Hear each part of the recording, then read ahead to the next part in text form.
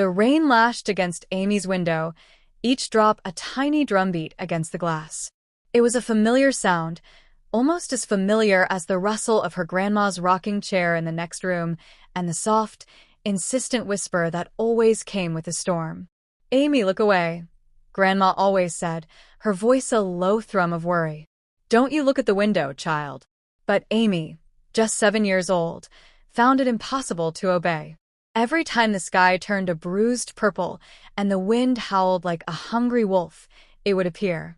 A shifting, dark shape that seemed to coalesce from the shadows between the weeping willow and the old oak tree in their yard.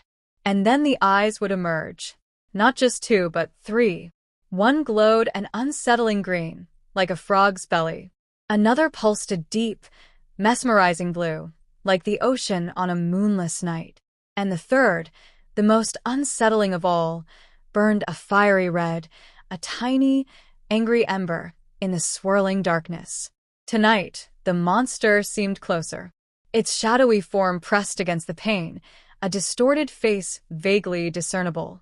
Amy knew it wasn't really a face, not in the way her grandma had a face, or the way her reflection in the glass had a face. It was more like a suggestion of one, a horrifying caricature formed by the gloom. "Amy," the whisper came, not from the storm, but from the monster itself. It was a sound that seemed to weave itself into the very fabric of the air, slithering into her ears and settling in her chest. "Let me in." Amy's heart hammered against her ribs, a frantic bird trapped in a cage. She knew, with the primal certainty of a child, that she shouldn't. Grandma had told her stories, cautionary tales of things that lurked in the night, things that tricked children with pretty words and promises of adventure. But the monster didn't promise anything. It just called. She pressed her palms against the cold glass, her breath fogging the spot where its red ice seemed to fixate on her. The green eye blinked slowly, like a predator assessing its prey. The blue eye swirled, like a tiny galaxy. "Why?" Amy whispered, her voice barely audible above the storm's crescendo.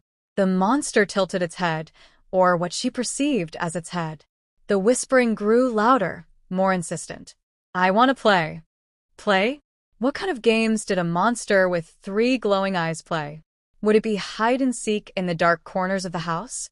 Or perhaps a game of tag that ended with a scream? A shiver ran down Amy's spine, a cold prickle of fear.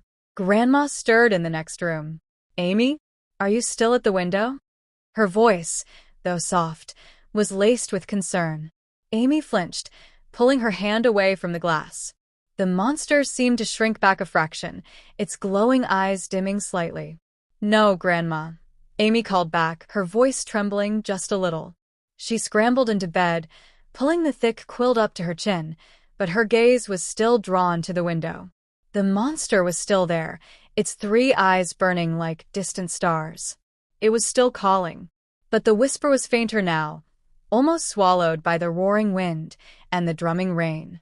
Amy closed her eyes tight, burying her face in her pillow. She imagined her grandma's warm hand on her forehead and the comforting smell of lavender and old books. She knew she shouldn't look. She knew she shouldn't listen. But even as sleep slowly claimed her, a part of her wondered what would happen if she just opened the latch. Just a tiny crack. What would the monster do then? And as the night deepened, the 3 eyes at her window remained, a silent, watchful presence in the stormy darkness.